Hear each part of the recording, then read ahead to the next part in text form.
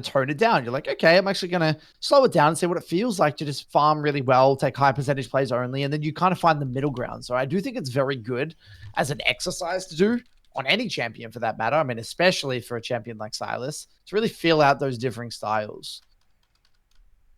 But I do think objectively, it is better to play a little bit slower in the early game. Especially with the setup you've got Conqueror to really a little bit more scaling oriented comparatively to that Electrocute. So yeah.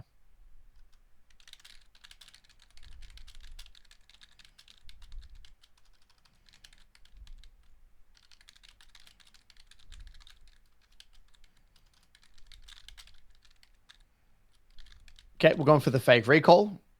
Well played.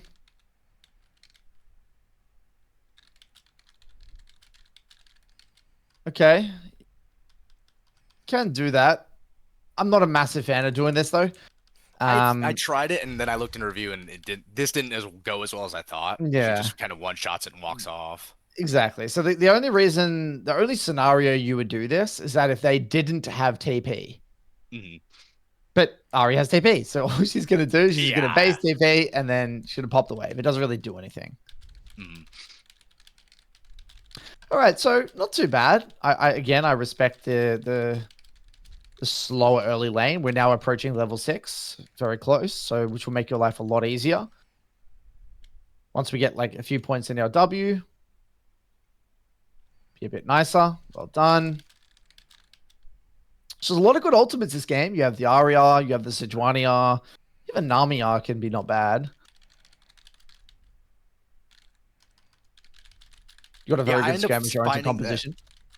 I'd rather have like a Sejuani or even like an Mbessa R than like a Swain R. Maybe that's odd, but the setup engage ultimates I really like having. Yeah, they are very they are quite intuitive. Yeah, because if you think about like Silas's identity, it kind of is a bit of a, go, go, go type champion, right?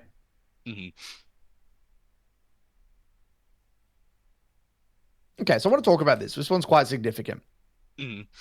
So, I do think you could probably start to be a little, like, really put up, turn up the gas a little bit here at this stage of the lane. So I think here, you probably could have also just maybe look for some high value Qs or even try to bait out some of Ari's abilities here rather than sitting back in Narnia. Here was another opportunity where you may even, here you could even look for a high value Q or even just Ian, right? Ian behind that minion right here. Boom. You've got that minion to prevent the charm and even look for an E2. So there's a few options there with your trades. I think you definitely want to just do something. Nice. Yeah. Now, especially the case here, see how your jungler is looking for an invade. You need to do something. You can't just sit here and do nothing. Okay. So if your jungler is invading, you need to kind of try and somewhat fight or contest prior here. And at minimum, if I saw my jungler invade, I'm going to move up over here. And I'm going to finish off this wave over here. So I can put my body in the area. So you kind of left your jungler out to dry there. Yeah, I just missed it. And then by the time I realized it was way too late. Okay, so yeah, Ari has no R though, which is the positive.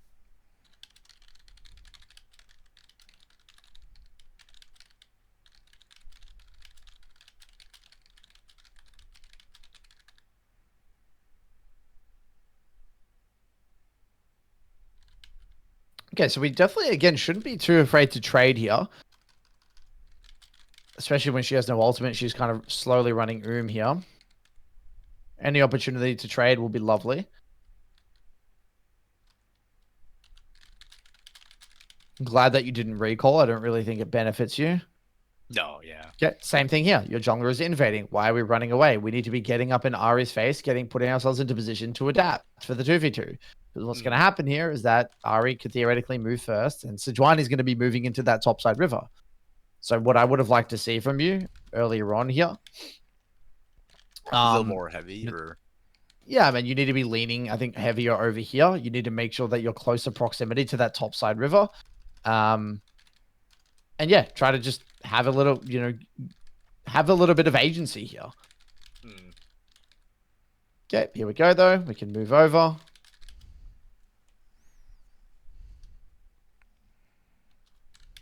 Nice.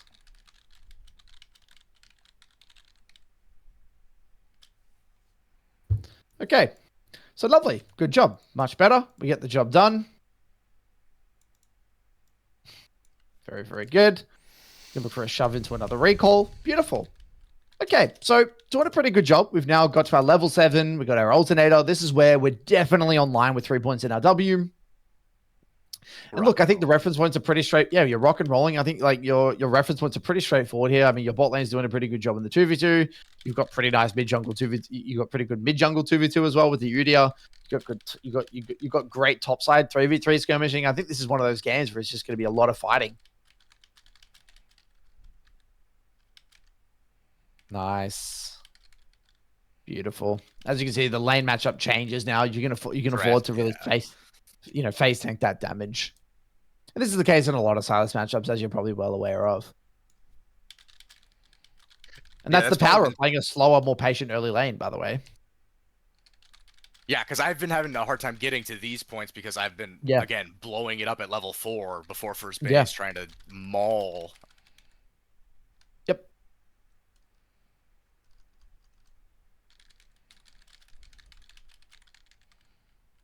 Okay. Look, I think there's a lot of ways you could have played this. I don't mind taking the Sejuani R here, but I think you just run straight towards the tower, to be honest. Like, I think you just go this way. I think it'd be a little bit simpler, yeah. Because then you'd be so close to the tower that it wouldn't really even matter. There's no way they'd be able to chase you. See, I was a little worried about getting, like, having to dodge the charm horizontally and the like the skill shots at the same time. I felt like I could easily get hit by one and then chained. Yep, it's okay. It's personal preference. Much better hover here. Much better awareness of your jungler's location. We burned that flash. Beautiful. Very good.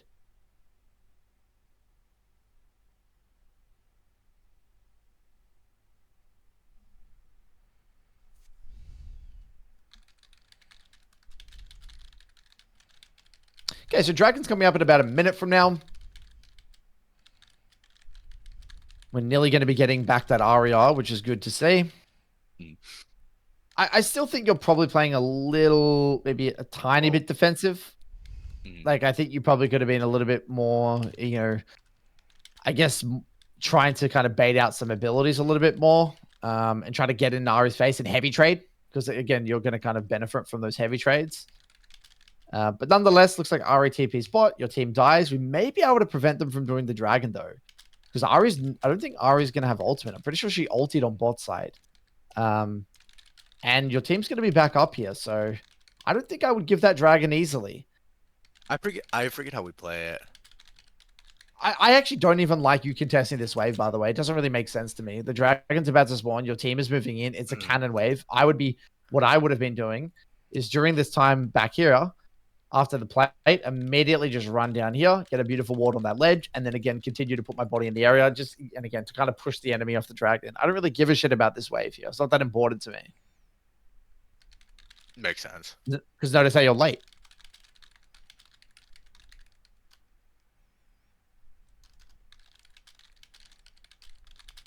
Yeah, I'm way late on that.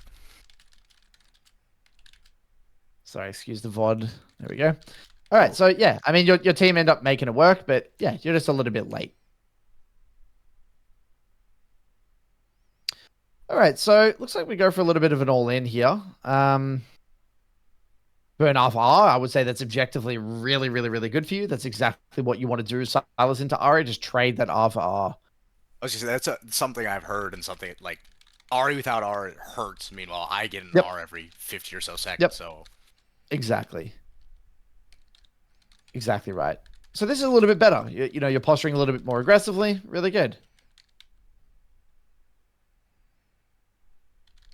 I'm assuming you're trying to save up for like a Mercs here, maybe as a second item. Well, I like half roamed down and then the plant was there, so I kind of figured I'd just greed up for another wave, I guess. I don't think I was really being all that conscious, to be honest. Okay. Love the hover here. Really, really good. This is exactly aligned with your win condition. Complementing your jungler here. Just gotta be a little bit careful because you can get collapsed on here. Yeah, this one's on my fault though.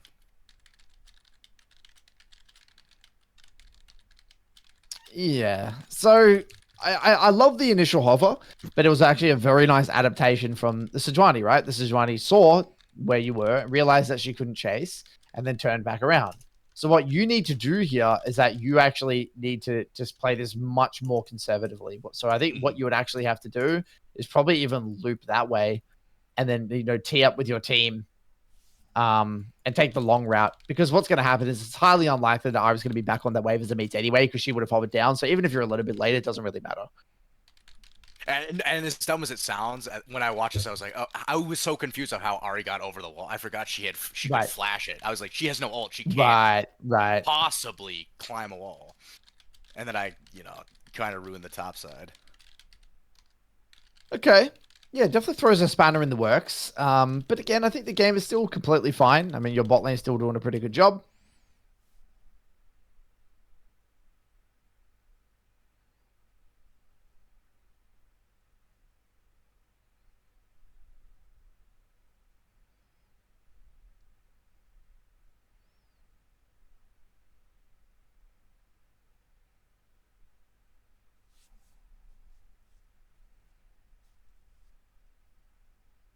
Again, love the hover. Really, really good. Get a beautiful ward. Excellent.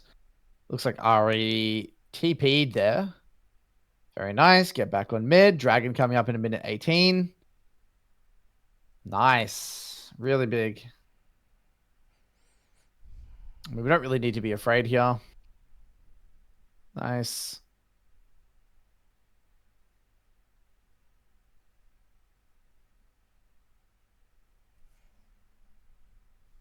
Okay, so Dragon coming up soon. Whether or not your team want to fight it, that looks like it's up to them. But I would definitely be pinging the Dragon to get my team excited about doing that, because you have access to a good ultimate. And also, it's very aligned with your champ's identity. Dragons are you say? Just skirmishing. Any opportunity to skirmish. You're a strong Silas. Getting a neutral, yeah, that makes sense. All right, so your team's a bit late, so we can't really do much.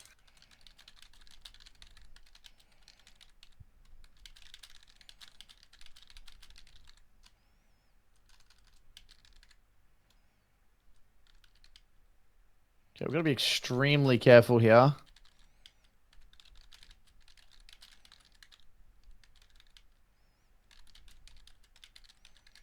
Yeah, I think I just thought I could just one-shot the wave way easier, and I just was way off in that analysis. Like, I thought I could just try to quick clear. Like, I don't know. Yeah. Yeah, I think it's a combination of the fact that, you haven't really put points in your queue. It was a cannon wave. And again, you're on the weak side, right? Your jungler's on the other side of the map. It's not really your tower to defend. And even if you can, it's fine. Just leave it, let it rot. Wait for your jungler to path down. That's okay.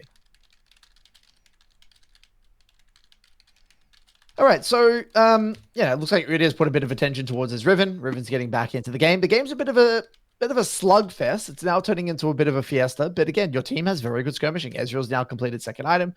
Game's looking okay.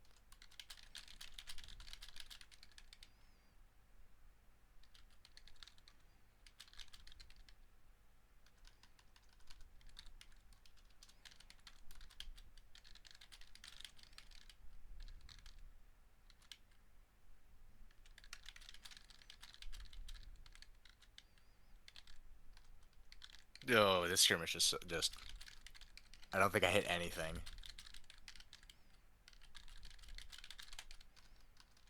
Yeah, look, I like that you took the Nami R. I think it's the only really R you could have taken there. The intention's fine. I mean, I think you had to kind of aim it maybe slightly down over the wall, but that's, I think, fine. Honestly, I can see the intention. Yep. Good. And so really what you're looking for is any excuse just to fight with your team. That's what your comp does. You've got a skirmish-oriented composition, so...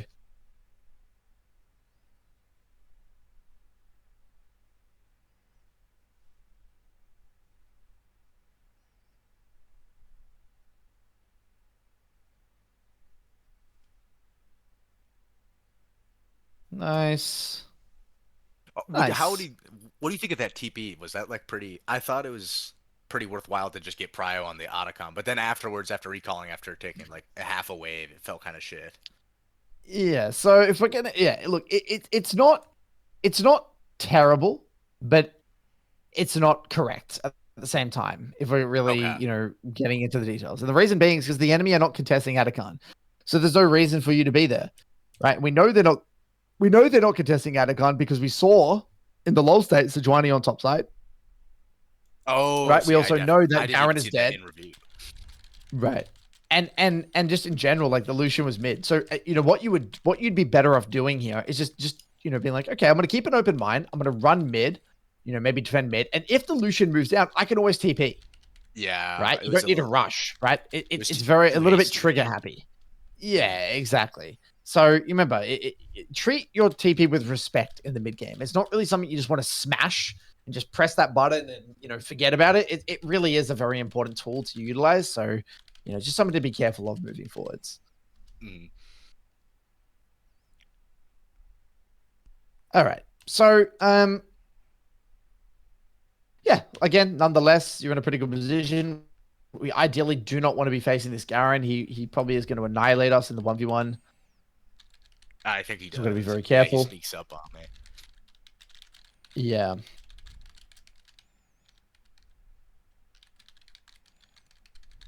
Yeah, so look, sometimes you can temporarily have a lane assignment because it's just the way it is, right? Riven was topside.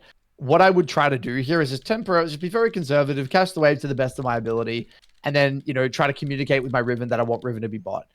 This is where you need to use some deductive reasoning, by the way. This is where game sense comes into play. So Garen had just showed before, but Garen also hasn't showed on that ward, or there.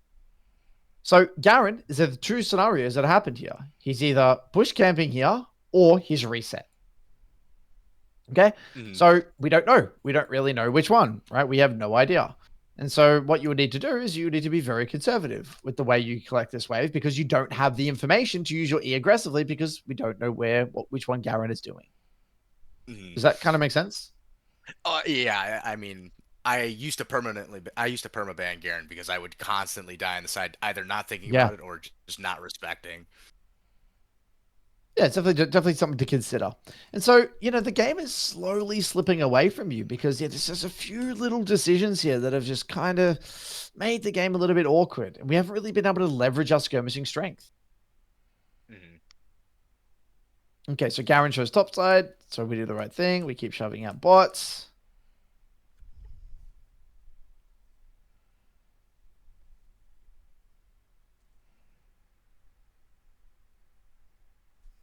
Honestly, I don't know if Ari has TP or not. So because I don't know, I would get in Ari's face. Okay. So there's two ways to deal with this scenario. Okay. So if you don't have TP and your team is fighting on the other side, your option number one is to sack this wave and already just move.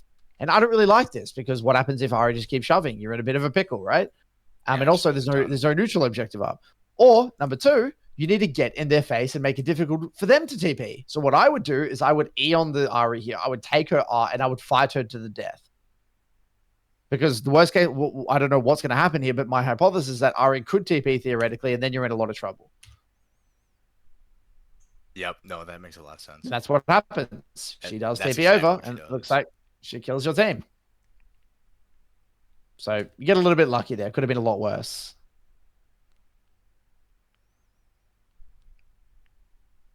All right, so lovely. Baron is the next major neutral objective. We've completed our second item, which is great to see. Now we know Ari has, I believe, no TP. Good little deployment there. We can't find anything. Back inside. Lovely. We see Garen topside. Beautiful. We have got TP. Rudy's not here yet.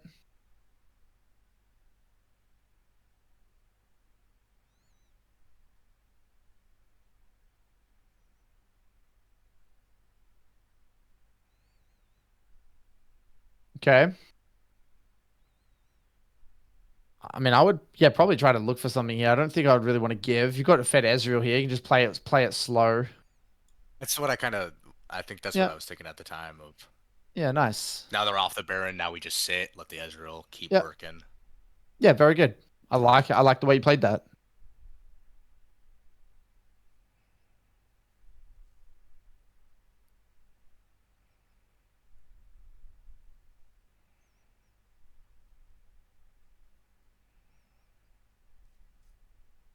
very close. Yeah, I mean, at least you got a flip. Could have been worse. Yeah. Although I wish he didn't kind of just try to like just kill himself on it to suicide, because Mm. then the Dre comes up and then we're just so far. We're just getting Yeah, pushed completely yeah, out now. yeah. And now they've Which got do you to think? get. I Yeah, kind it's of a blamed tough one. myself at the time, being like, I'm pinging for the, so I get he Yeah, might think that like I want to go all in for yeah. it, but I really just wanted to let the It's Ezreal such a poke. niche scenario. I don't even want to overcomplicate it. Okay, Okay, so okay. all right. So there are two things that I want to take away from this VOD. All right. So, or three things. So, at a high level, the way I view this game is kind of death by 1,000 small cuts.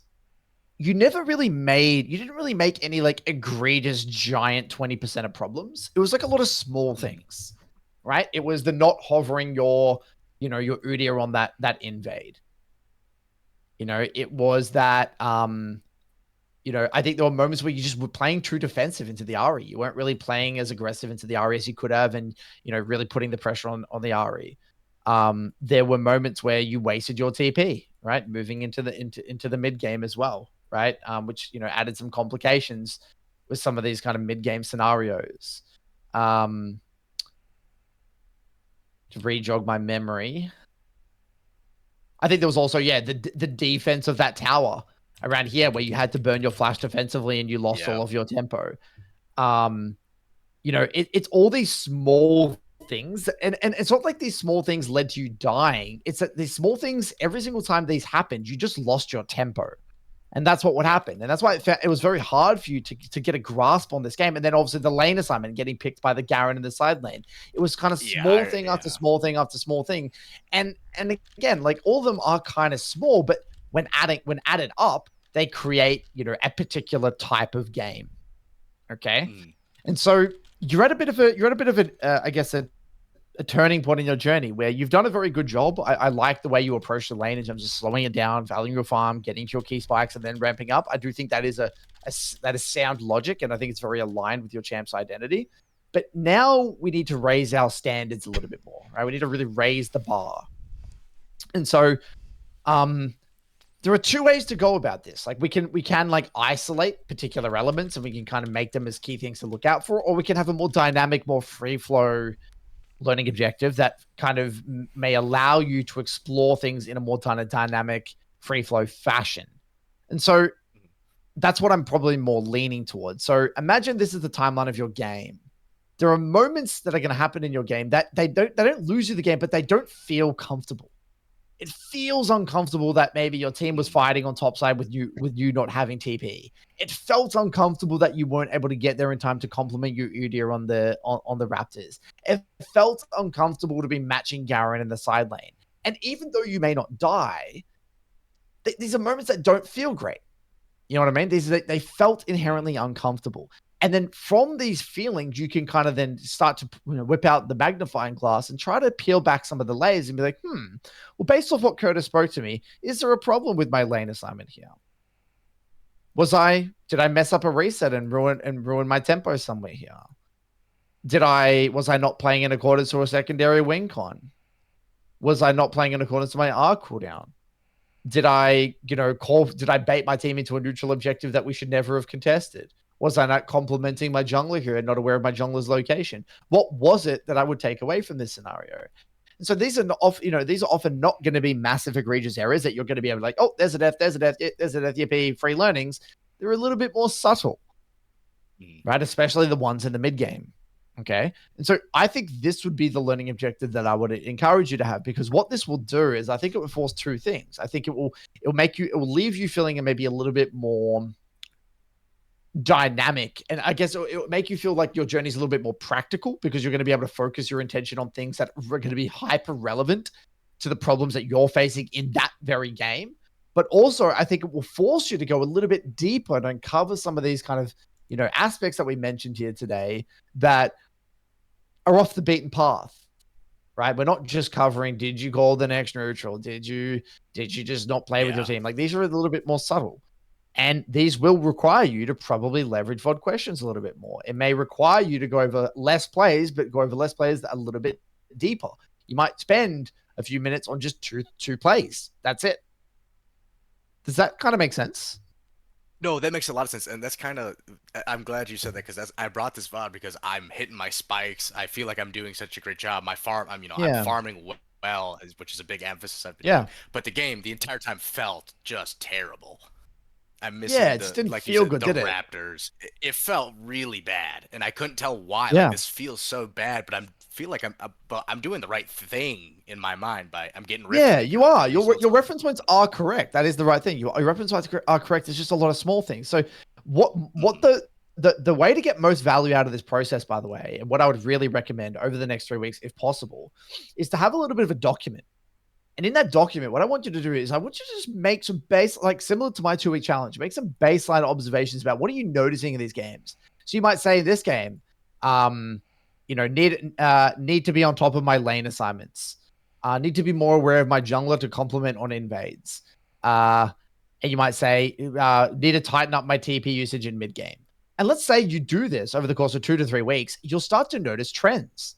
Wow, I'm constantly finding myself that I'm talking about my TP here. I'm constantly realizing that I'm messing up lane assignments, or I'm constantly recognizing that I'm playing on the wrong side of the map.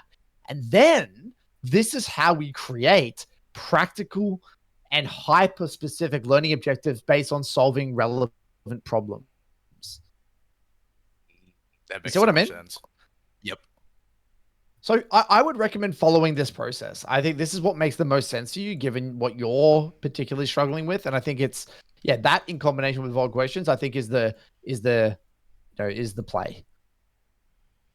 Okay. Awesome. Thank you so much. I'm gonna start up a docu right Yeah. now. Yeah, my pleasure, Matt. And feel free to just copy the one in my announcement. You just copy paste that one and then go from there. That was sweet. Awesome. Thank you so much for the time. Yeah, great little review, dude. Thanks for bringing this one. I like this one. Of course. Moving on to Bernardo. Is Bernardo here? Hello, Curtis.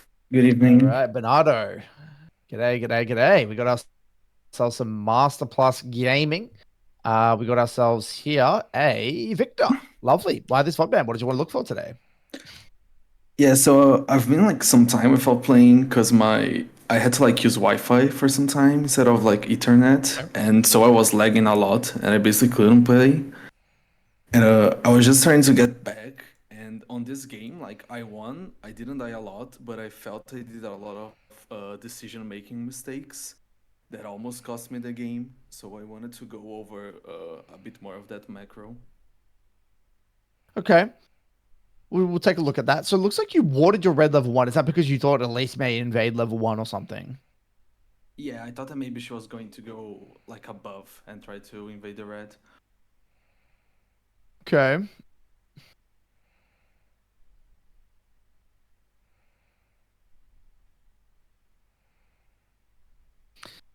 Okay, so first things first, I don't really like E start on Victor into these kind of mid-range matchups. I think Q start is just a lot more effective.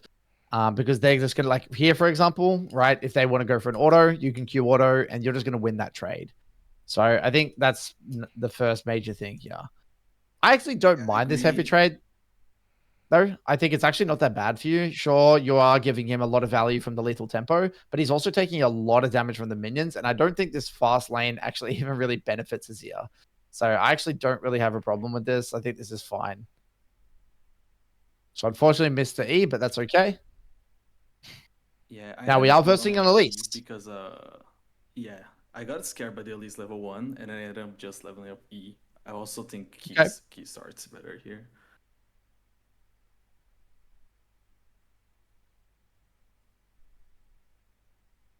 All right, so yeah, we are versing an Elise. So now that we have no flash, it wouldn't surprise me if Elise is going to be trying to get in our face. So I would definitely be popping my pot here. Yep, nice and preemptively to stay nice and healthy and be extremely aware and cognizant of the fact that Elise could be in the area here. Okay, lovely. Here comes Diana. Beautiful. Pretty straightforward. Here we go. Complement our jungler.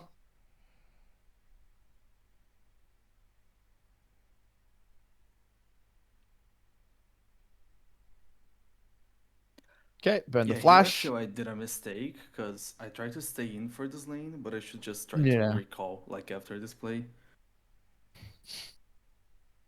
Yeah, also if I'm being a little bit critical as well, rather than running towards a Diana here, what you would do is that you would actually stay here on this side, because then Elise has to make a choice. Do I want to go back to my initial position and get killed by the Victor, or do I want to jump on the Diana and die?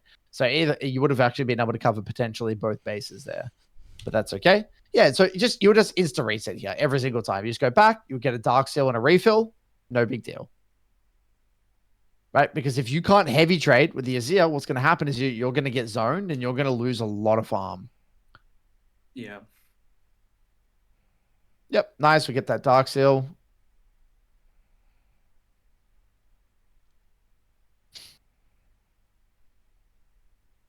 All right, so Azir ends up moving. Roam's on bot as well.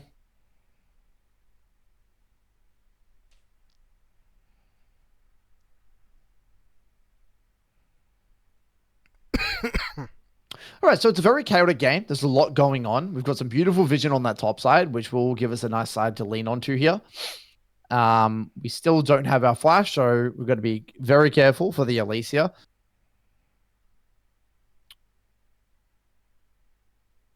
There it is.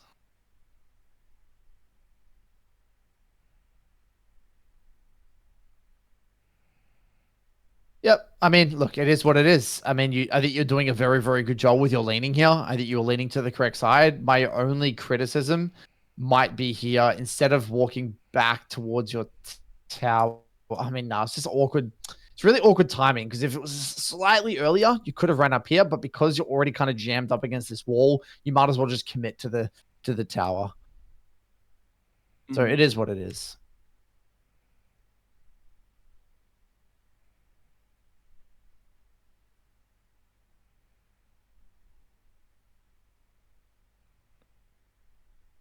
All right, so yeah, we're in a bit of a bad position here based off that chunk. We don't really have many options. Azir also has R, so we're going to be extreme. Yeah, I was literally going to say that. Extremely careful.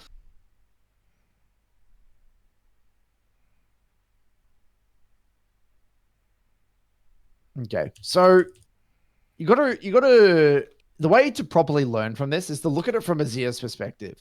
Azir knows that you don't have flash, and he also knows that you're getting you're really quite low. And so he's got the level 6 advantage here. So from Azir's perspective, all he's really thinking about now is, how do I leverage my level 6?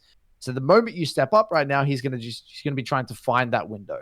And so you did a good job. I think your W was very nice, and I think your R was great. I think you played it as well as you could have mechanically. But the major problem is we should never have been in that R range anyway. Yeah, I underestimated, like, it's funny because I also play Azir, but I didn't think he had enough range to ult me there. Yeah. Okay, so the game is it's a bit complicated. I mean, you got great scaling on the bot side with your Zeri Lulu. I mean, Diana's doing okay. Yorick is just gonna get scale, and look, we're fine. We can do our thing into Azir, especially now that Azir has no R. We can just chill for a little bit, just keep farming. Probably could have held on to your trinket there, because I think there was already a ward there. So to get maximum value from your trinkets, probably because that ward actually was just placed as well. Yeah, I think I just was like, oh, I want to ward in case Elise comes here, and I didn't even see like the ward on the chicken. All right, so trying to slow down the game a little bit, getting close to our level 7. Keep looking for those high value E's through the wave onto that Azir. We've got our flashback up, which will make our life a lot easier. And we're really just trying to slow down the game a bit and, yeah, trying to get to some of our key spikes. I mean, looks like you're even going rower this game, which it's an interesting one. I mean, it can be good this game. It does feel bad, though, to build rower in games where you're already behind. I think rower is something that, if you're going to be so delayed because you're already behind, it's very, very, very slow. I think for me, I would just recommend just keeping it simple with BFT or something, because you're just going to be lacking so much damage.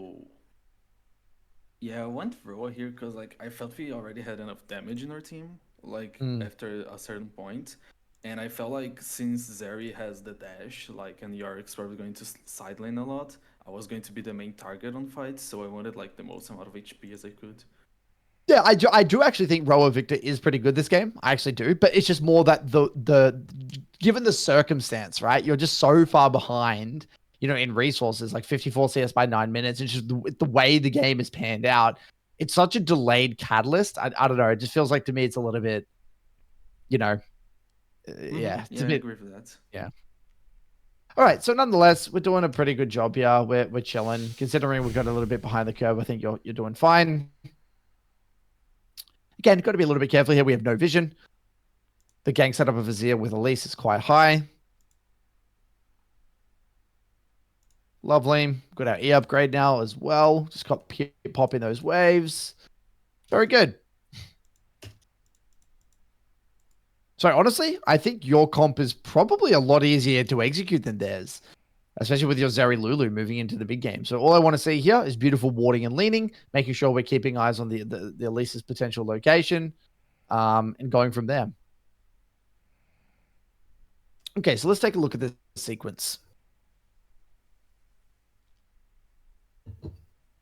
So one of the major reference points, as you know, as an Azir player, is to really, set up those ganks, especially when you have gank-oriented junglers, especially into mobile champions. And so you actually were doing a much better job here of kind of keeping that distance into the Azir. But as you can see, you can kind of see the Azir's intention here, really trying to look for that R. Very well played. But yeah, again, the key here is really trying to find those warding windows. Okay, so we burn a lot there. Looks like we burn Azir. Did she flash? Nah. Okay. Sometimes what I look for in these situations, by the way, in my own review, is was there a window for me to ward preemptively? After you TP back, was there a moment where I quickly could have ducked off to one side and get a ward? And this is something I talk a lot about in my reviews, is warding preemptively when you're versing very high threat mid jungle 2v2s. So rather than shoving than warding, immediately getting a ward first and then using that vision to contest the next wave. So in this case, it is a bit tricky because you don't have the greatest warding window, and also you have a lot of wave clear with your upgraded E. So I can see your intention thinking, I can maybe get one wave, then ward. So it was a little bit unfortunate with the timing here. So I don't want to be too critical. Yeah, but I really like that. I feel like I always like just push and then ward, and I feel Yeah, in some games that kind of like leaves me very vulnerable. Yeah, exactly. It's something that you should be able to keep an eye out for moving forward. A lot of people make that mistake. It's very, very relevant into these high threat mid jungle 2v2s.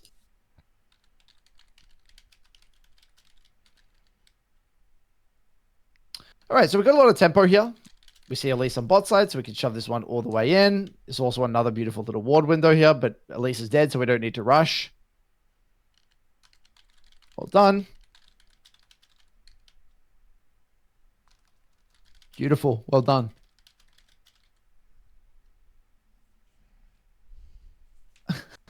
It looks like he didn't have the mana. Oh no, poor guy.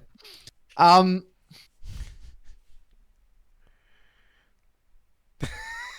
mean, honestly, I think even if you get Art under tower here, I don't even know if you die. Yeah, I thought that was pretty safe too. You're so healthy, right? Yeah, you're so healthy. Or at worst, it's going to be 1-for-1, right? At minimum. So yeah, I mean, it is what it is. If he wants to burn flash R like that, then go for it.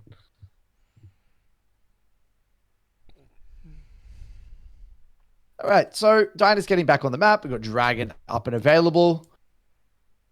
Nice little quick recall here. Dyna's starting to ramp up a little bit. Bot lane is also stabilized. Game's looking beautiful. Very, very nice. I think if it were me, I probably would have dropped a few pings on Dragon just to give my jungler the heads up, because your bot lane is getting prio. You can kind of get prio when you want, assuming that you have vision. Like, I think this is a pretty free Dragon. But looks like Dynas chose to play topside. Very good pings on the Azir. Shove, shove, shove.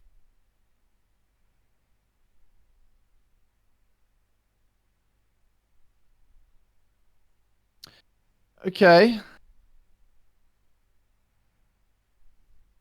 Yeah, I really wanted to drop this tower, but like the Yorick kept pinging me, so I was just kind of like, okay, I'll defend the tower. Yeah, this feels really shit because you also don't have your rower yet. So like you'd want to ideally get your base first and then go for the TP play. Yeah, I think like I'm not like in a super rush to get Roa because like I know if you get Roa around like 16 minutes, it procs when you get level 16, which feels really nice. So like I don't really mind stalling the Roa.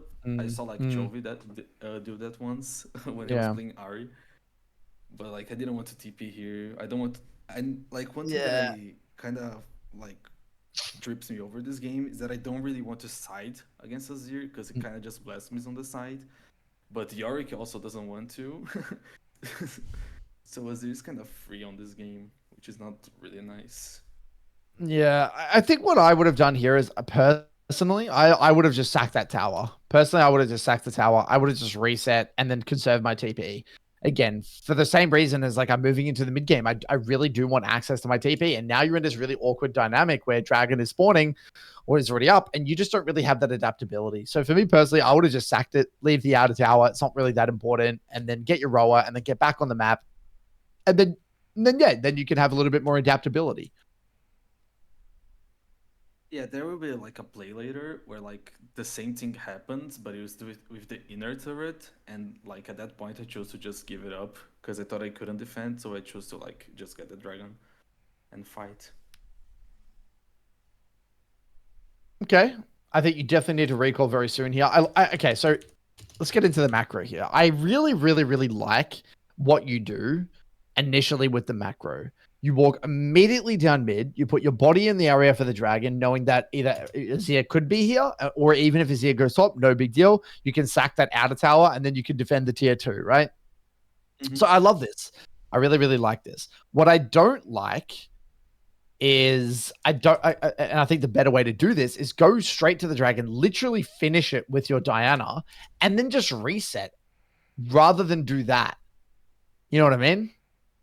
Because that way you get the best of both worlds. That way, yeah, because that way you actually can finish the dragon a lot faster, and then you can actually, get there nice. You're going to lose that tower anyway. It's just more efficient because that whole time walking here it's wasted time anyway. So the other thing as well, I would say, given the way it panned out, given that your team instantly won this fight, boom, I would insta reset here to try and get back on top side. I don't think I would spend as much time helping and doing what you're doing right now. You needed to reset way earlier. Luckily, Yorick has TP and tries to defend it, but in an ideal world, you're the one matching the Azir here. Yeah, that feels a lot better. Make sense?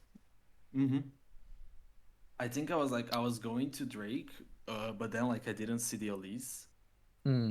So I thought it was free, but then I saw the Elise, and that's why I stepped back instead of just going top.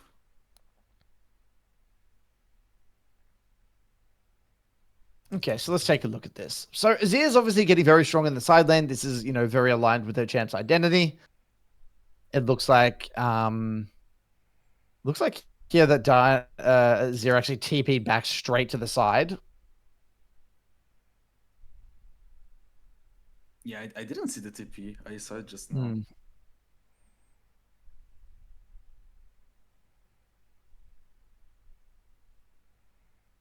Yeah, I think what you would have had to have realized too. Yeah, I think what you probably had to do there is, I mean, it's a hard one. Maybe even just keep walking down and doing a loop down here, maybe. But that's okay. Okay. Yeah, so Azir's becoming a bit of a problem. That's okay. We can minimize. We don't really need to be able to kill the Azir. We just need to be able to clear those waves. All right, so Atacon is the next major neutral objective. We do have TP, which is good to see. Okay, nice little shove and hover. Azir doesn't... I thought Azir actually wouldn't have ultimate, but he did. We go straight back to side. Beautiful. Shove, shove, shove, shove, shove, shove, shove. Very nice. Very good. I love the deployment down mid. Very good. So similar to before, I love the deployment. I think this is a really, really nice deployment back onto the map. You just got to be careful to make sure that someone goes top later on to defend that top tier 3 if Azir goes. So I would be very careful about extending. I'd be very careful about extending this play, but I definitely think the initial hover is beautiful.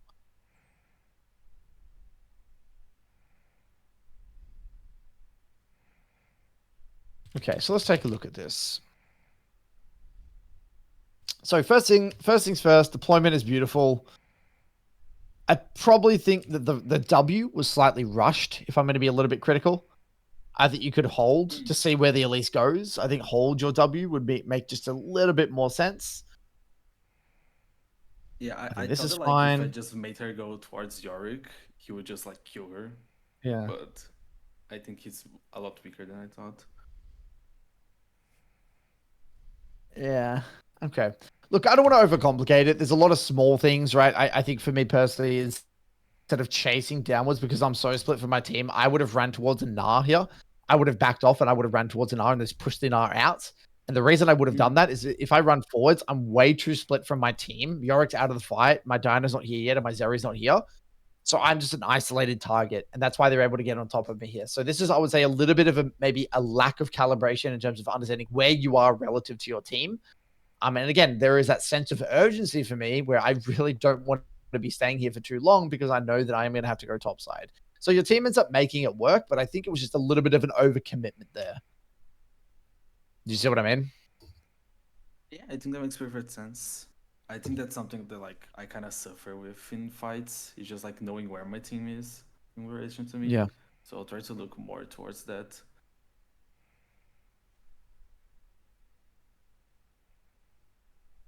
And you said you recently came back from a bit of a break, didn't you? Yeah. And when did you come back from your break? This game was today because it was today that I could get, like, my Ethernet working again, so I wasn't lagging. But I've been, like, playing, like, last week or so. I've been getting back gradually in the game.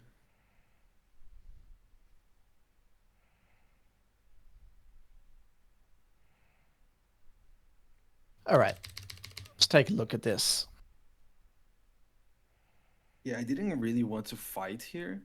I even, like, say to give on the chat, but, like, my team goes forward and I just try to, like, give my body to see if something can come off of it. Yeah. So the reality right now is that this is one of those plays where you need to be very decisive, and we can't win this fight for a multitude of reasons. Your team doesn't have ultimates. Your Yorick is topside with no TP, and they've already got complete control. So this is one of those scenarios where you're kind of entering into a 4v5. And so this is where you need to, the initial, like, here is fine as you're gathering information. Then you would ping back, and then you would go back on mid because, again, there's no way we can win this fight given the circumstance. We're just giving them a 5v4, right? We're giving them a 5v4. Now, in terms of the micro component, I was just going to say, in terms of the micro component, you messed your W up. I also think maybe, I think your R was okay. I think the W was just the only problem there. But the bigger problem was the macro. We should never be trying to fight that 4v5. Mm-hmm. Yeah, I pinged, like, once, and I do say 4v5, but I should have just gone mid instead of, like, going and make my team, like, believe that they could do something. Exactly right. You would ping, like, maybe 3 danger pings and then type in chat give and go mid, and you influence through your pings and your body language.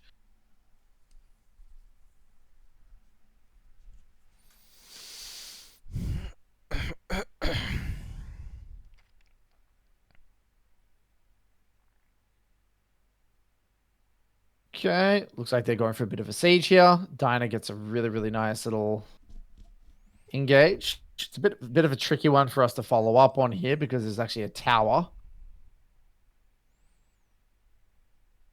So honestly, similar to before, right? Yorick hasn't really made anyone react on bot side. So we can be here, right? We can defend. Obviously, they're trying to rift, but we need to be extremely careful knowing that we are at a man disadvantage. So the hover's great, beautiful, nice little hover. Play's kind of done here. And then we can just continue to just defend. Honestly, these Ashe ultimates have actually been very, very, very, very good. I think this is kind of out of your control, though. Again, maybe an argument can be made to ping back, but I think this is kind of slightly out of your control. There's a bit of multi-threat problems there going on with the Azir as well. Yeah, first I should just like not have stepped that forward. I should have just stayed back.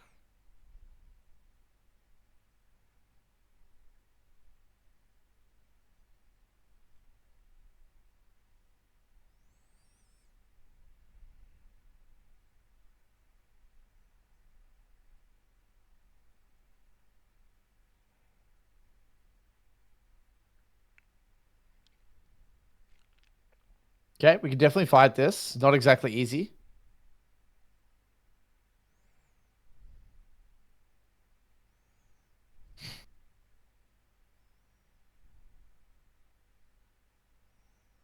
Okay, very good. As long as Azir is not split pushing, this is completely fine.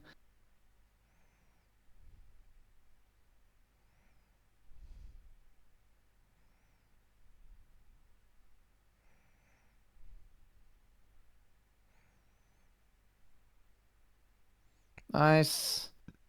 Okay, jungler's dead. We've got to be very, very careful here. I really wouldn't want them to engage onto us. I think I would probably try to ping for turn here. Yeah, I should have pinged a lot more in this game. Like seeing it back. All right, so we'll get into this. I think there's definitely a micro and a macro component again, but it looks like we win the team fight. Okay. So first things first, you know, I think the pick's obviously really, really good. Beautiful. We kill the jungler. Great. Now, you got to make a decision, right? I think pulling the Baron's great. You got to pull the Baron in some capacity to make them come to you. The first mistake that I think is, first thing that I think is a big mistake is I think going to the fruit is so disrespectful. Right? There's so much happening here that moving up all the way over here is so, like, just freeze frame check. Look at where you are. Look at where you are in reference to your team. This is so disrespectful, and you were already quite healthy. So I think this is mistake number one. Mistake number two is that I think, when you're looking for whether or not we need to turn or we need to, finish, depends on how good their engage is and how good they are at playing in these kind of choke points. They have a Gnar that is about to hit Mega, and they have an Azir with ultimate.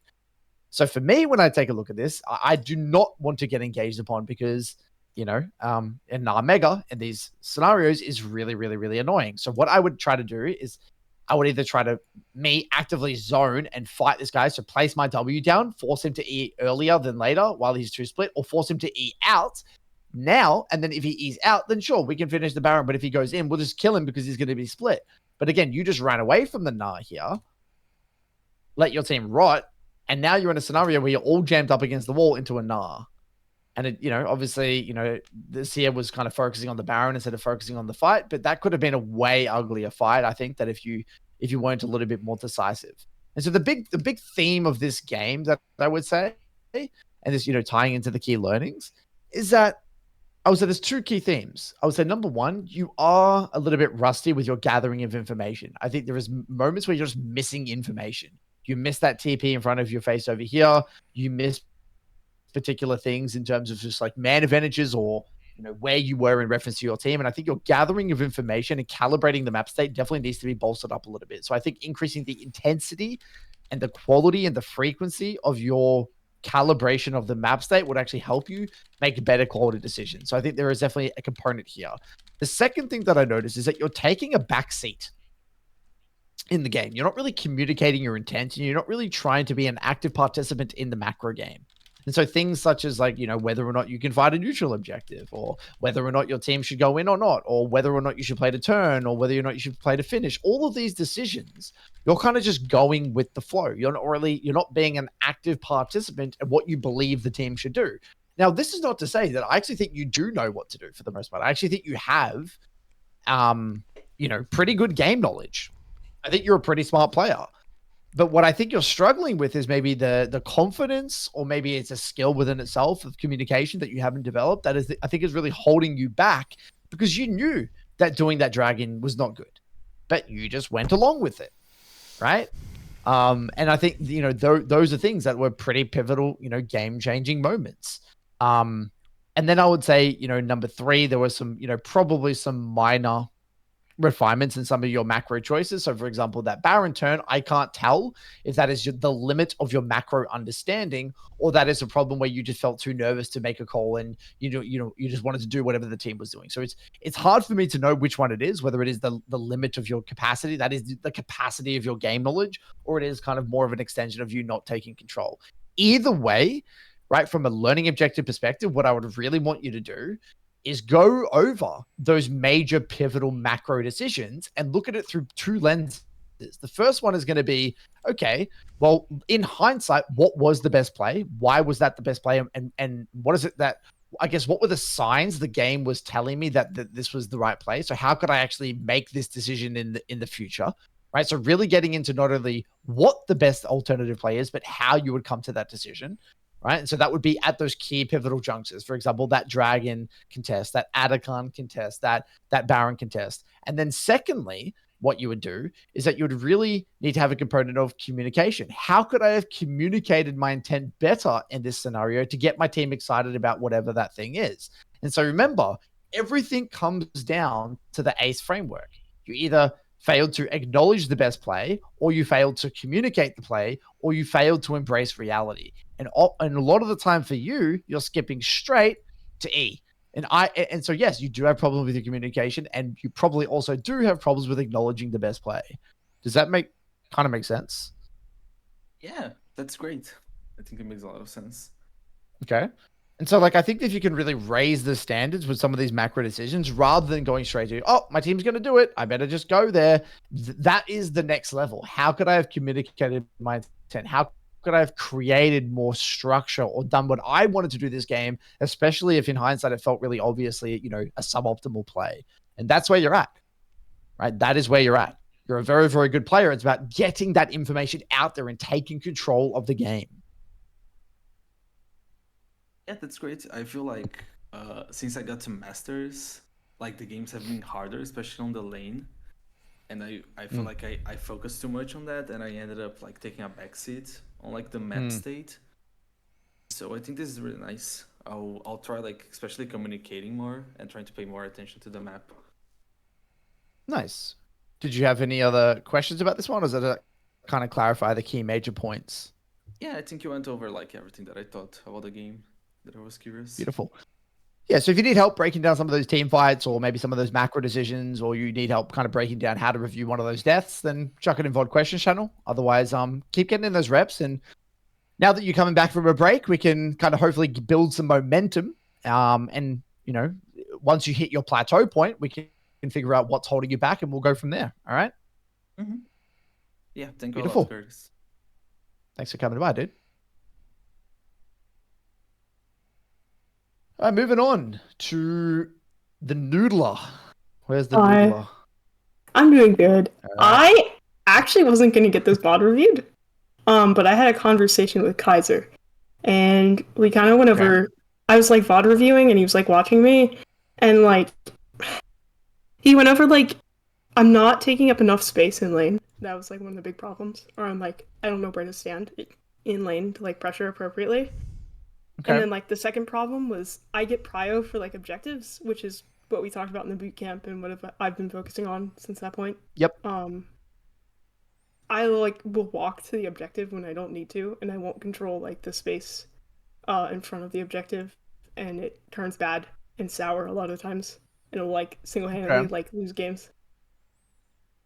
Okay, we can take a look at those things. Straight away moving into this game. Right, what do we see here? What really jumps out to you here? It's such a high threat game. There's a Bard, there's Ahri, there's Kayn. Somebody's exactly right. Lane at some point, yeah.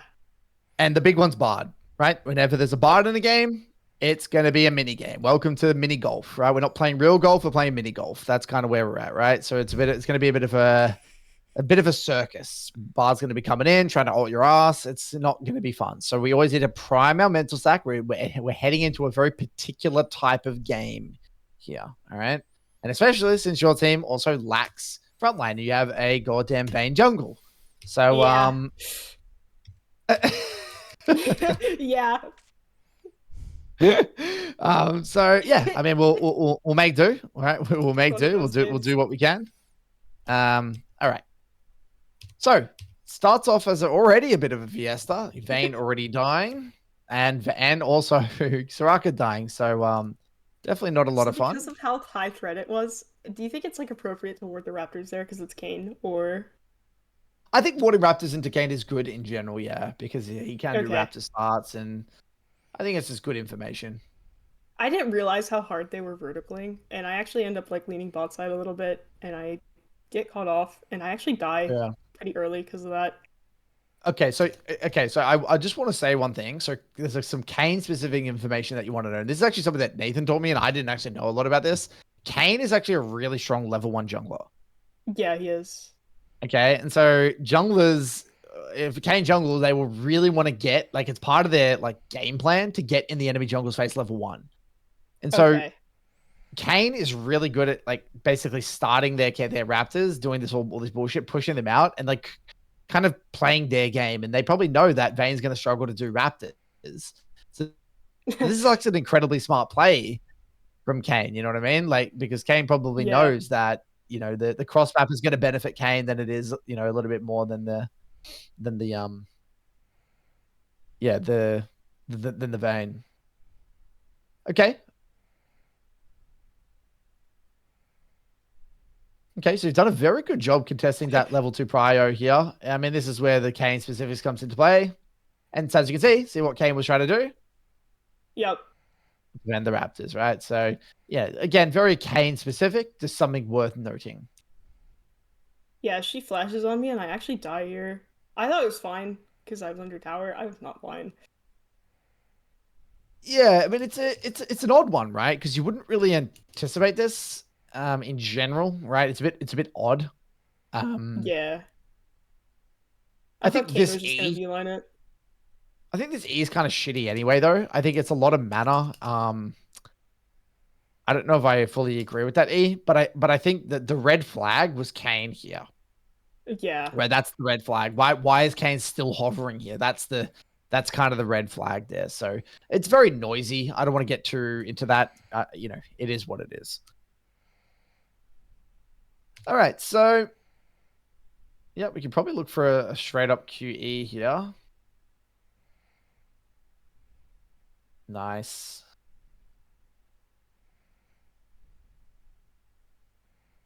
Nice. Okay, so our vision trinket was down before. Now it is up. So any opportunity to try and get a bit of vision out would be lovely. So this is where I would really start to... Okay, this is already where my differences would come into play. So you've chunked Ahri to half HP. We also know Ahri has a no flash. And we also know Kayn in general is not a very high threat jungler. Okay, so this is where you need to start getting control. This is where your control really matters. So what I would do here, now that I've chunked Ahri and I know that she has no flash, is I want to take over the lane a little bit.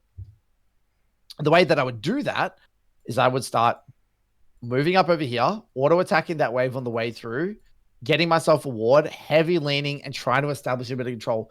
A part of me may even, just to trying to maybe get some vision out. Part of me may even just straight up WE, auto, QE, just shove, with the intention to try and get some vision on that ledge. And then I can be relentless sitting up in those pockets. But notice how, because you're positioning back here, you haven't intentionally tried to shove, you're kind of on the back foot here. Wade doesn't really want to be getting shoved in, especially when you're versing these other higher wave champions. We want to be the one shoving them in. Why are we losing Prio here? I think I was scared of the Bard, like, in the moment, because he's not on the minimap, and, like, he shows bot lane right there. I was, like, really scared. Well, Bard... I don't have flash, and I was like, the fear of God got put into me after that level 2. Yeah, I mean, Bard... Look, Bard was showing that entire time in bot side, right? That whole time. And on top of that, he's not really 6. You know, Bard is more of like a, I would say, post-6 threat is when he gets high threat. Pre-6 is not super high threat. So you think I should, like, stand up here and, like, get a ward and stand my ground? And, like, yeah, I mean, because you did such a good job with that trade. Like, you like, annihilated that Ahri from before, right? You got that really, really good trade. Like, I think you could have prevented Ahri from moving, you know? Yeah. Yep. Okay, so we get the ward out. Beautiful. And that, yeah, here we go. This is where we can start to be very annoying. So I'd even want to see you being a little bit more, like you could be even maybe over here if you wanted to. Yeah, if Kane wasn't there. Yep. Now we know where Kane is, so now we can even lean a little bit on the bot side. Because Bard's still showing on bot.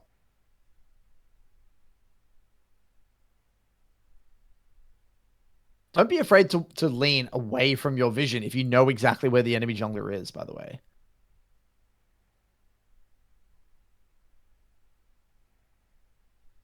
Okay. Now we don't know where Bard is. We're going to be a little bit careful.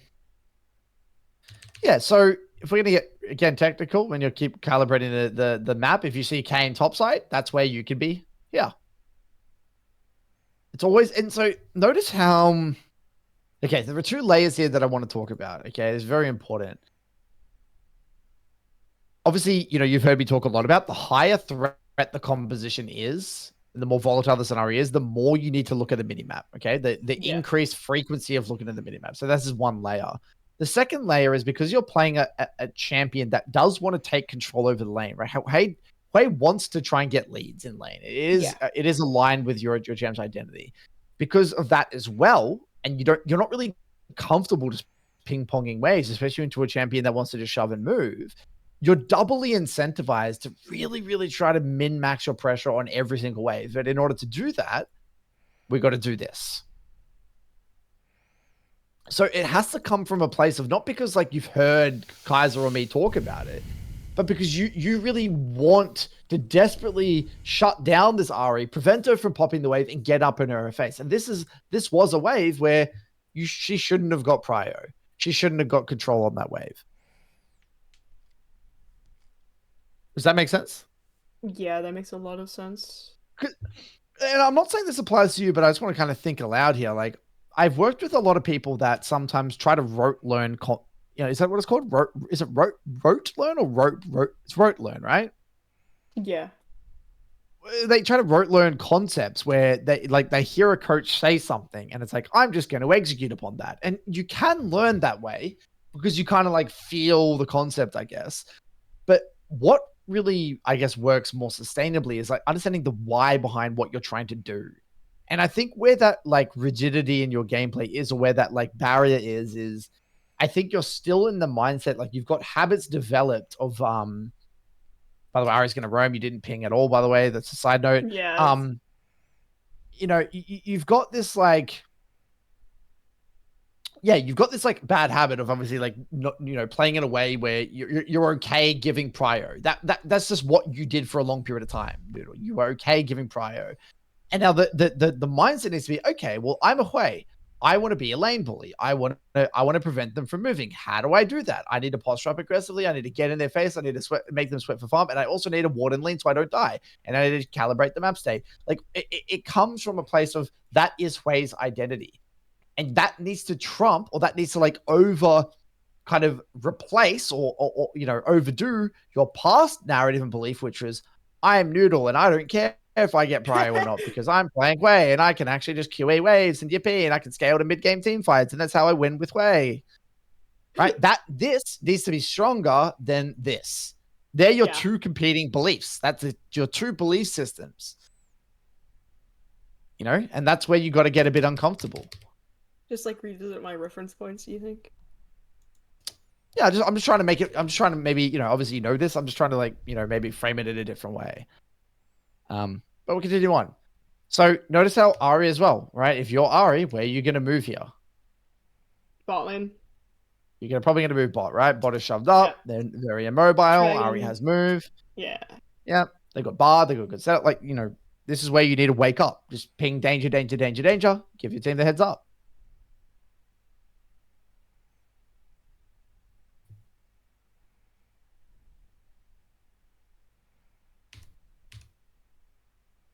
Okay. Gotta be very careful of Bard here.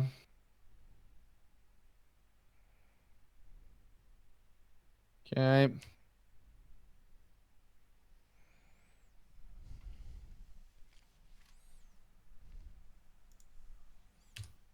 I feel like I think just here, by the way, either wave. hey, Yeah. I think you have two choices. You can just QE the wave. Alternatively, you can look for a QQ, or you can just EW here. Really? Okay, that makes Right? sense. Yeah, because I would zone Right? off If the they're, wave. Yeah. if they're outside the wave, just EW. Then you just create a bit of space, and it can be quite nice. Yeah, I like this. I actually do like this.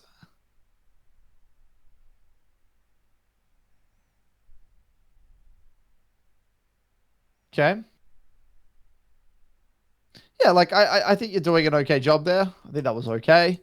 TP back. We trying to make sure we get the wave out, get some vision here. Here comes Bard zooming around the map.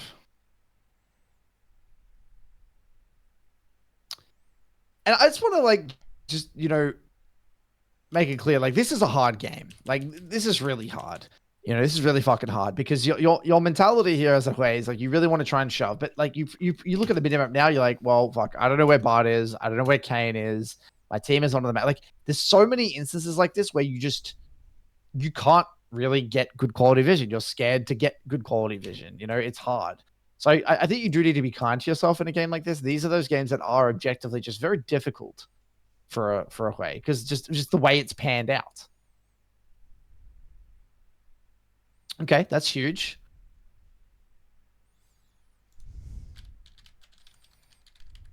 Do you think flashing there was right? I didn't want him to tag me and then ult me, and then I just die. I just really don't think he does that much damage at this stage of the game, honestly. But I don't think I would flash.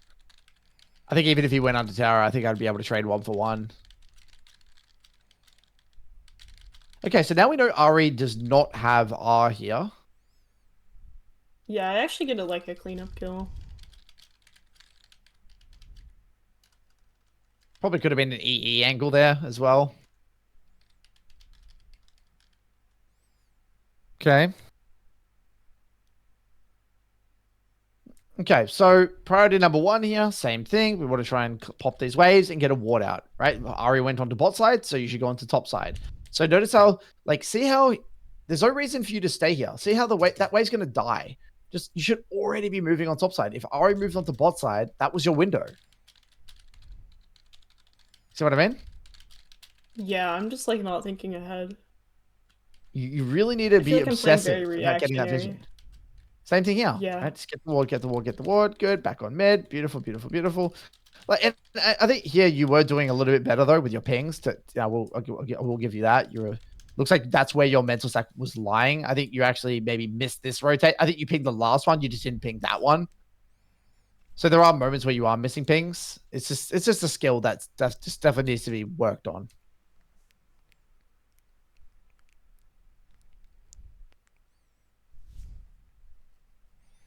All right, so we're kind of at the back end stage of the lane. Your bot lane's actually surprisingly doing an okay job, considering, I mean, with all things considered, they've actually done a pretty great job. Pantheon's also doing a pretty good job. So the game is kind of in a position where you have tools. Okay.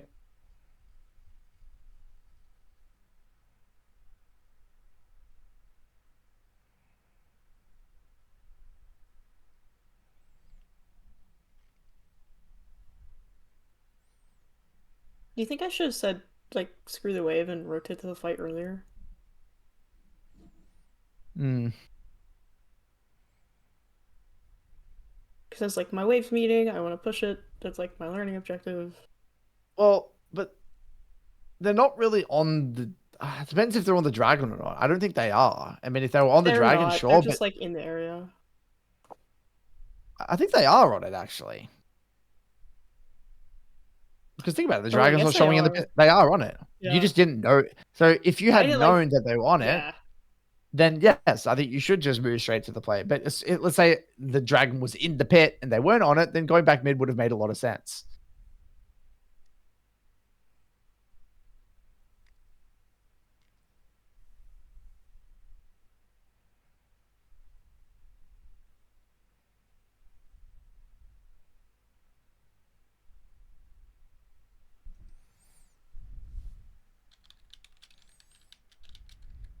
Okay. Yeah, I mean, there's a lot of things that you can maybe have done there, but kind of limited with your mana pool. Yeah. Yeah.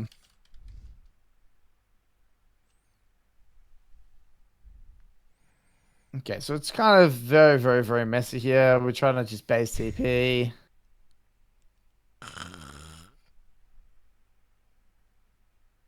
And here, I feel like the game's kind of over because Smolder gets a triple kill, and like Smolder's just Thanos. You know what, Mister? There's just so much here. If I'm going to be honest, like there's just so many little things. Okay, so all right, what I'm going to do, I don't know how helpful this is going to be, but I'm just going to go through bit by bit by bit all the small things that led to this particular scenario. Okay. Okay. And just piece it all together for you, because I think you're feeling a little bit confused here, but like there's a reason why the events have panned out the way they have. So problem number one, okay, was here where Ari had move. You didn't ping Ari's move, and Ari roamed a bot and killed your AD carry. So that was problem number one.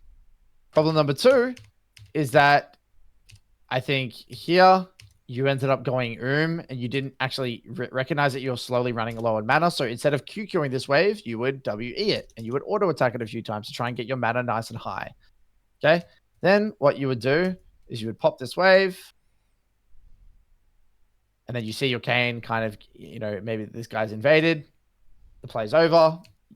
Okay. No big deal. And then you realize that you would have realized that, okay, the dragons are showing in the pit. So they were on it. And so actually, instead of running this way, you would run this way. The reason you'd run this way is that you could tee up with your team and you could play a front to back.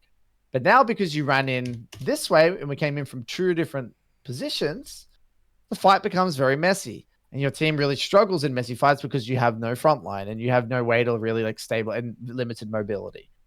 And so now you're in this very messy fight. And because, again, you didn't use your WE on the wave again, you're still limited mana.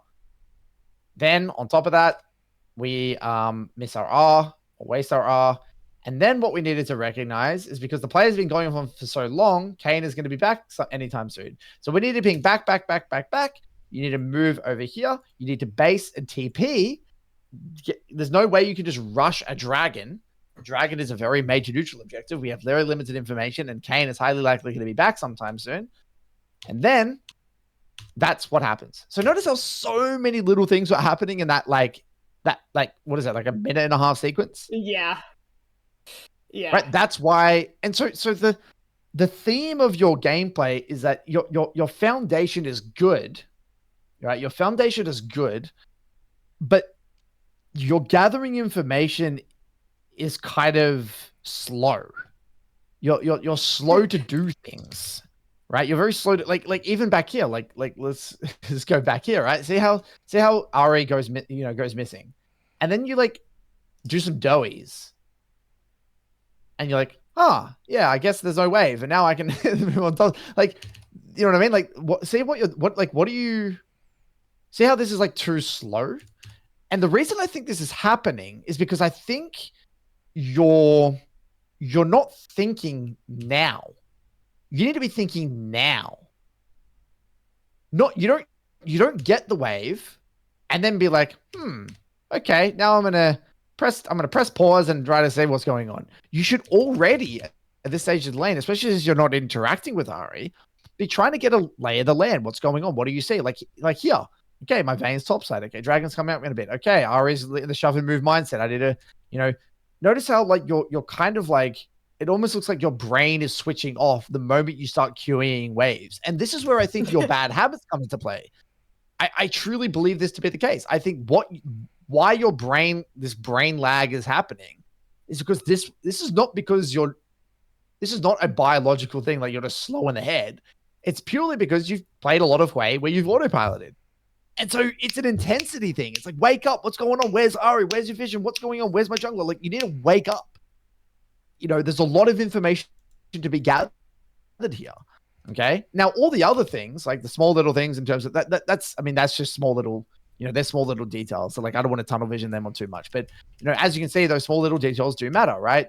Why is the dragon not showing? Or if we want to contest the dragon, we need to go together. We don't want to be looping around this way. Like there's a lot of small adaptations there. Does that kind of all make sense? Yeah, I think I'm just like autopiloting a lot, and I'm not like conscious of it. Yeah. And that makes a lot of Yeah. sense. Yeah. Yeah. So the It's like game's when I getting a play little like bit. really locked in, I'm like, don't do this. And that's probably why my gameplay is so like one day I'm like super locked in and I'm like playing like insane out of my mind, and then the next Yeah. game's like this. Yeah. Yeah. It's it is a thing. Okay, so we'll continue on a little bit. Let's go back here. Okay, so Ari shows bots, we hard shove mid. Yeah, I mean, this is very Bard specific. You got to be a little bit slippery when you're versing Bard. Just make sure you're weaving around.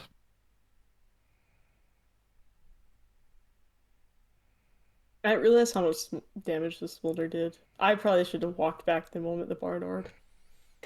Yeah, yeah. And then also, I don't even know. Like, you can hit tower, but you need to wiggle in between your autos in preparation for the Bard R. Right? It's just something that you remember as a Bard, mobile mages. He loves ulting a mobile mages, more of an anticipation type thing. Okay. Yeah, I like this play. Really good. Oh. This is a really good play. Yeah, the mentality is great. Very good. But obviously the EQ is not it. Right? So what you would probably do. Yeah, EE, exactly. EEQ. QQ would be nice. And she dies, and then I burn my ult because I'm frustrated. Yeah. And then Alawi TP's down, and then we all die. Oh, man. It's just a shit show. Yeah, okay. Yeah, I think that's kind of the nail in the coffin there, honestly. Just going to go a tiny bit further. It's probably very hard now. You're using an 11-2 Smolder. We're pretty far behind. I guess Dragon's going to be coming up. I mean, I guess the best thing you can really do is bring it to front to back team fights here. So we try to regroup through mid. Do we not?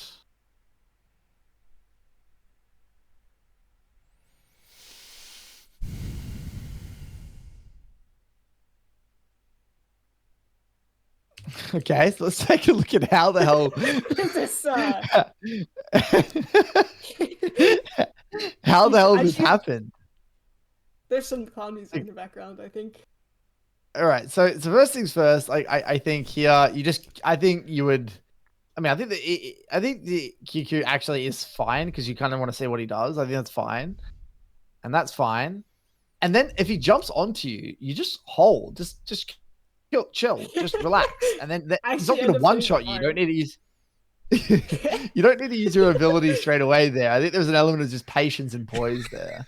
Yeah.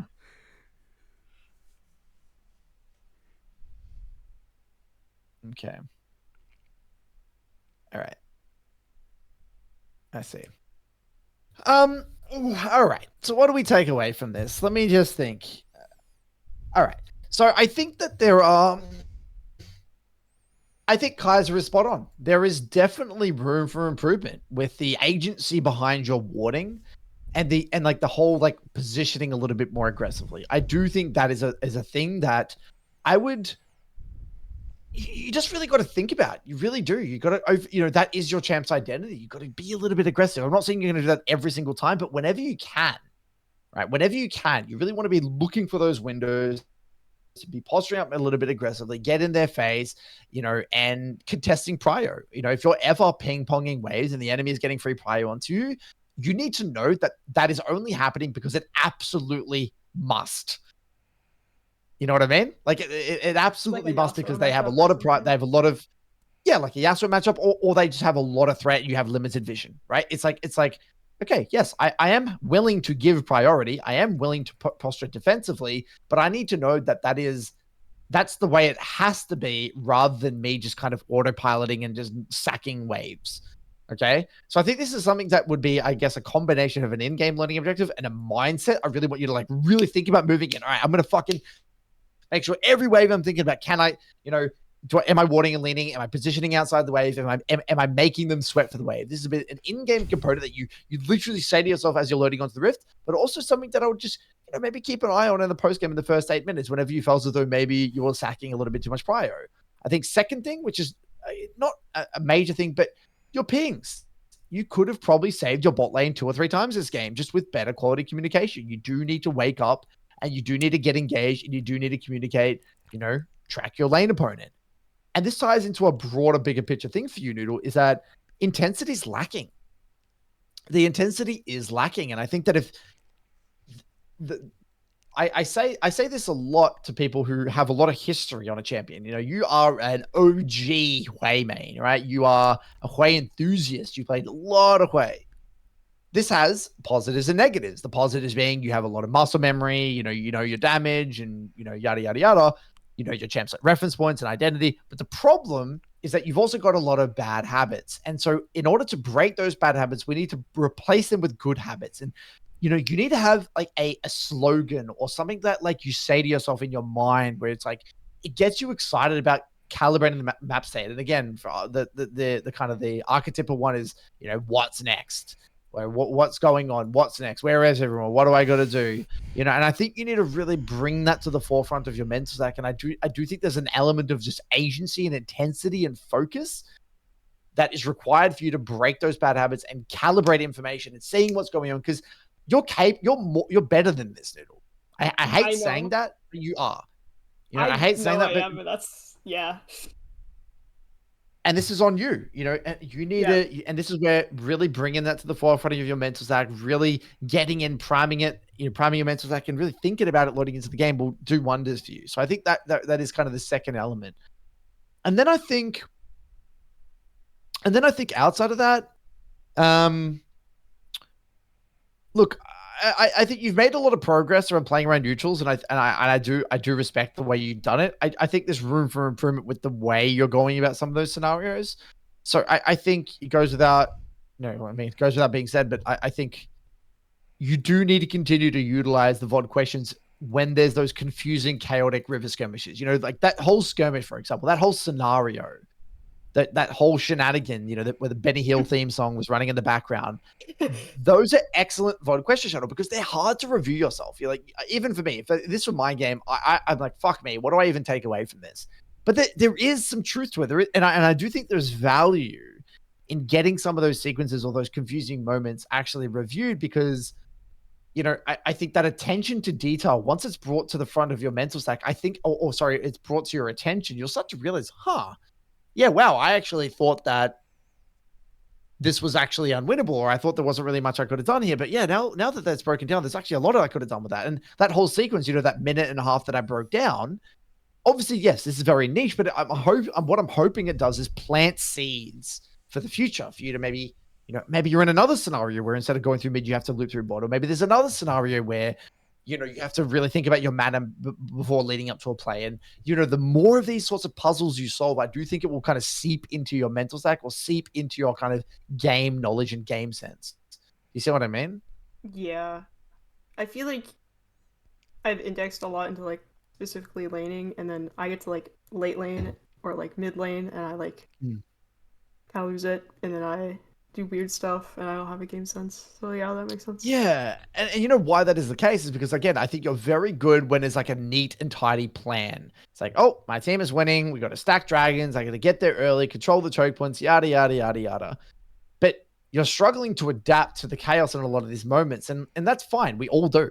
I mean, you're not alone. We all struggle with that. That is the hardest element of the league. But I think instead of shoving it under the rug and ignoring it, it would be worth maybe bringing one or two of those to VOD questions every now and then to just get some perspective.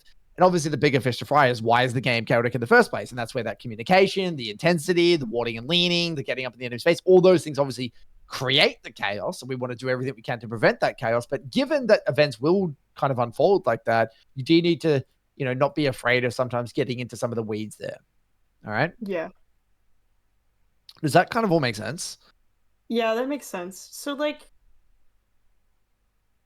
I need to be, like, more in the enemy's face in lane just in general. Yeah, And then similar to what Kaiser said, we need to be more decisive with your warding windows, like thinking more proactively about when's my warding window? How do I get my ward?